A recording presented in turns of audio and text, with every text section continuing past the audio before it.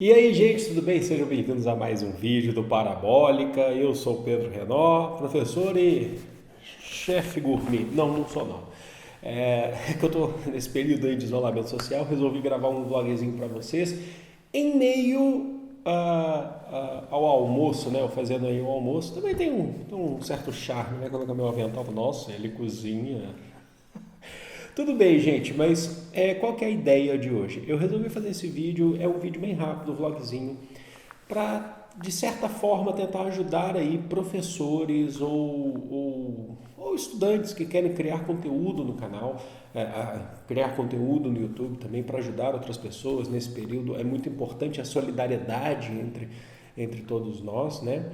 Então, não necessariamente esse vídeo é voltado só para professores, também pode ser que não seja voltado só para pessoas ou estudantes ou estudantes vestibulandos, universitários, que querem criar conteúdo no YouTube também para ajudar outras pessoas, conteúdos voltados para educação, para vestibulares, assim como é o canal Parabólica.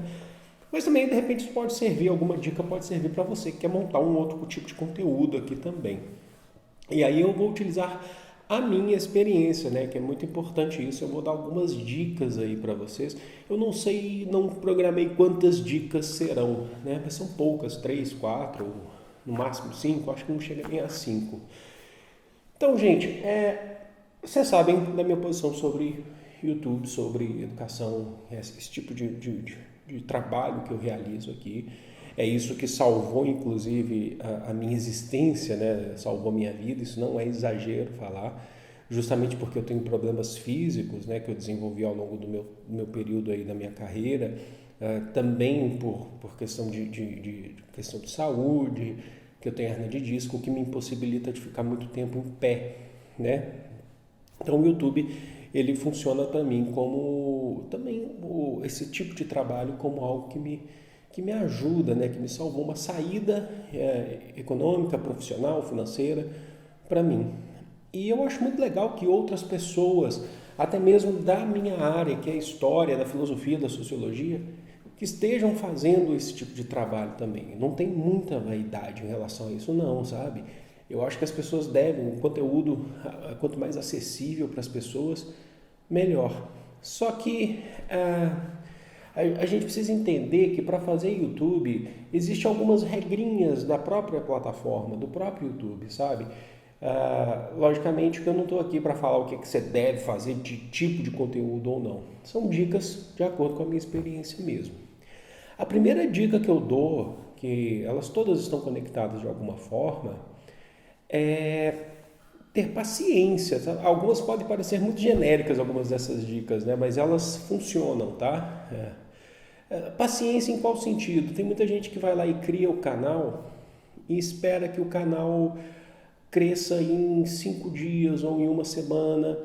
Já é difícil para quem faz conteúdo de entretenimento, certo? Ainda mais nos dias atuais. Imagina para quem quer fazer conteúdo de educação. É muito difícil fazer o canal crescer logo de cara. O meu canal, nós atingimos aqui o Parabólica em agosto de 2018, nós atingimos 100 mil inscritos. Depois, de fato, a gente teve um pouco mais de velocidade. O algoritmo do YouTube parece que dobra um pouco aí, não só visualizações, mas os inscritos, né? Ele dobra o quanto que você passa a ser revelado para outras pessoas. Só que eu lembro que quando eu cheguei nos 1.000 inscritos, eu fiquei super entusiasmado. Porque pensa bem, aí vai muita concepção. Talvez para o YouTube, né, se a gente pensar em youtubers gigantescos, isso não é nada. Mas eu lembro quando eu cheguei em 1.000 inscritos, 1.000 inscritos é muita coisa, sabe? Eu estava atingindo 1.000 pessoas que se interessaram pelo meu conteúdo e resolveram colocar lá no botão de se inscrever. Eu lembro que eu fui para a cidadezinha que a minha mãe vive, no alto da Serra da Mantiqueira, lá em Gonçalves, já gravei vídeo lá. A cidade tinha 1.000 inscritos. E eu lembro que tinha passado um pouquinho de 1.000 inscritos e falava assim, nossa, o tanto de gente que tem dentro dessa cidade, é o tanto de gente que está me seguindo lá no YouTube. E a gente tem que ter paciência mesmo, sabe? Não depende só, às vezes, disso. Às vezes depende, pode dar algum bug no algoritmo do YouTube, como historicamente a gente já passou por isso, né, no YouTube, de ter bugs aí no algoritmo e tal. Mas tenta colocar metas, sabe? Não adianta você criar um canal agora e falar assim, eu quero chegar a 100 mil inscritos em uma semana. A não ser que você já seja famoso, que você já tem um outro canal de uma outra área e você está direcionando as pessoas para cá, isso pode acontecer de fato. Isso pode acontecer se de repente acontecer algum evento e você aparece, algum vídeo seu viraliza, tudo bem. Mas geralmente, gente, o conteúdo de educação no YouTube é muito, tá? É muito consumido, ao contrário do que as pessoas pensam. Ele acho que varia ali entre 20% a 30% do YouTube Brasil, para vocês terem noção. Isso é muita coisa, tá? Ainda mais nesses tempos agora que a gente está tendo que ficar em casa estudando. Porém, dificilmente você vai ver um vídeo de educação de conteúdo viralizando, tá? Você pode ter vídeos de professores que falam alguma coisa no meio do vídeo, tal, mas o conteúdo, esse tipo de conteúdo dificilmente viraliza, tá? É claro que não é uma regra, então não precisa ter exceções, existem casos de fato, tá? E aí, dessa dica da paciência que eu falo para vocês, que muitas pessoas começam e desistem logo de cara, vai a segunda dica. Qual que é a segunda dica? Isso é muito importante, gente. Não esperem que os outros façam por você no YouTube. Não esperem que, se de repente o seu canal não está crescendo, que a culpa é dos outros youtubers que têm um pouquinho mais de inscritos que você, porque eles não te divulgaram. Eu cheguei aos 100 mil, praticamente eu não tinha feito parceria com ninguém. Então eu cheguei sozinho? Não, eu cheguei porque os inscritos acreditaram no meu trabalho. Os estudantes, é muito melhor falar estudante do que inscrito.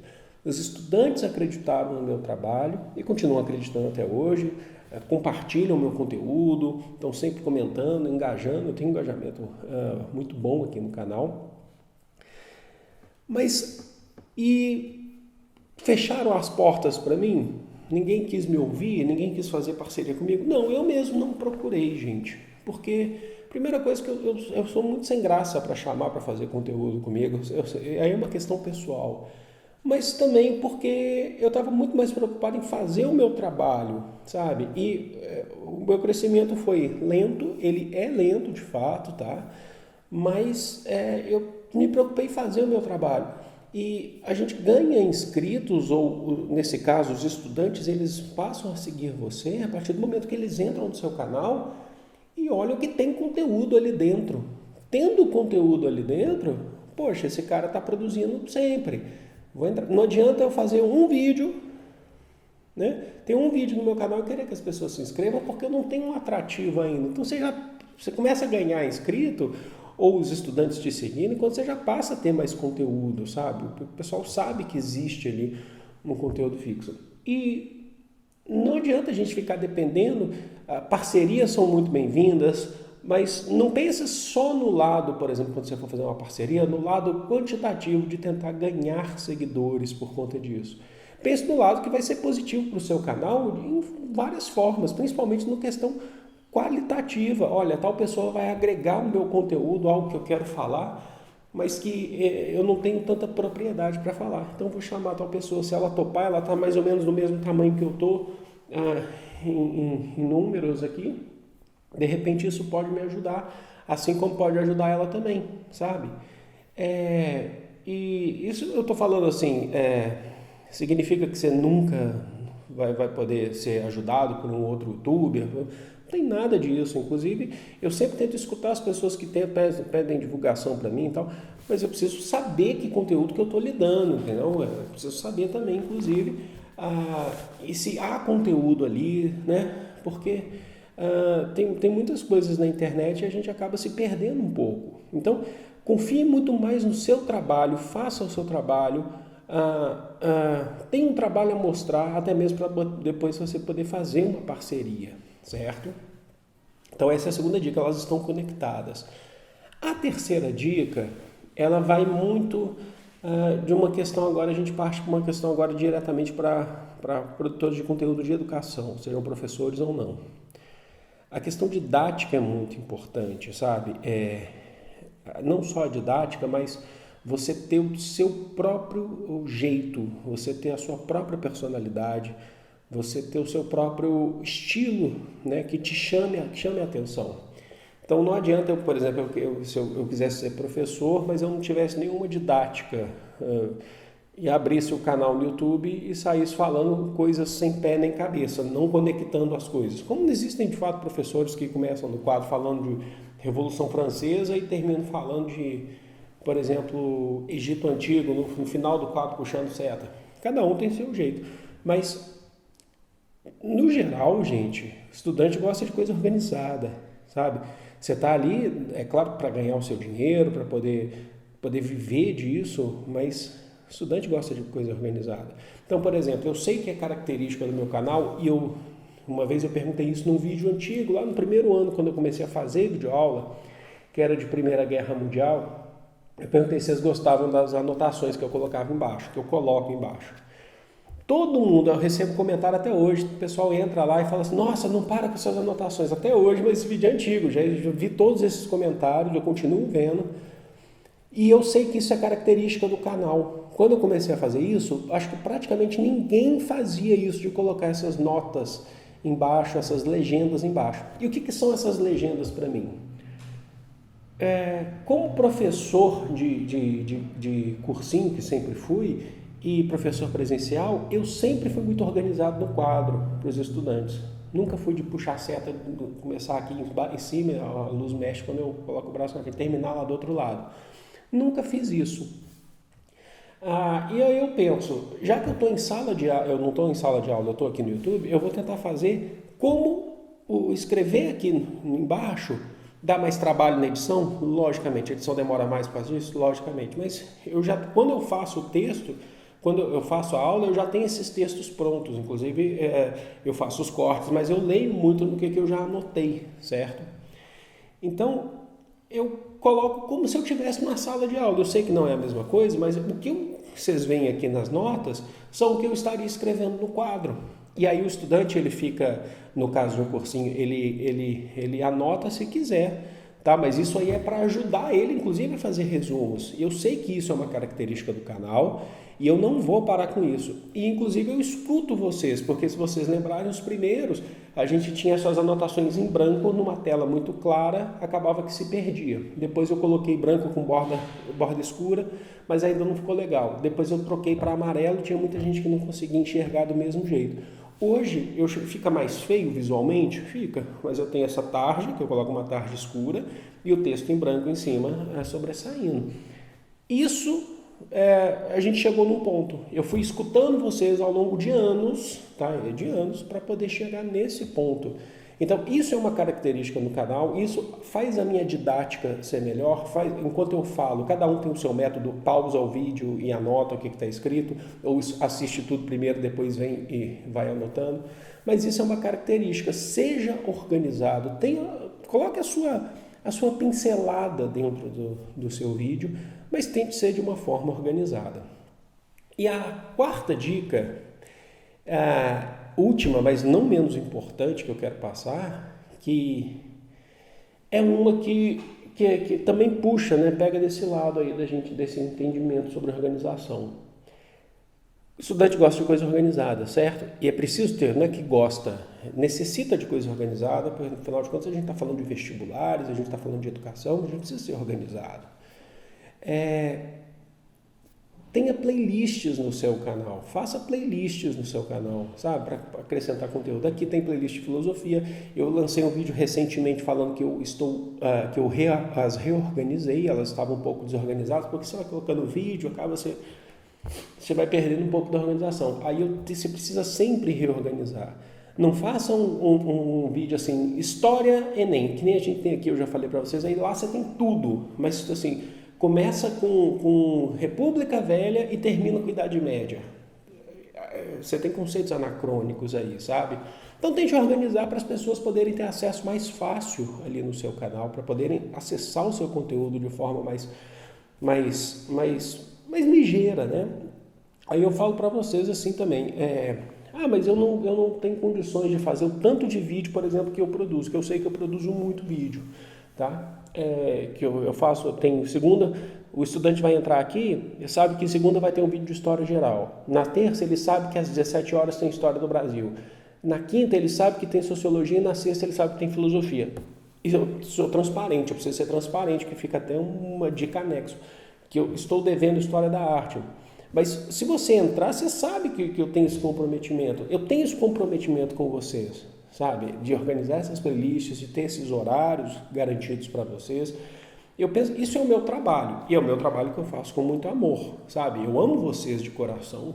Quando eu falo isso todo final de vídeo, é verdade, porque vocês me possibilitam ter essa condição de vida que eu não poderia ter mais dando aula em pé, por conta principalmente da minha hernia de disco e também aqui, eu quero muita aula, já falei aqui também várias questões que eu já passei.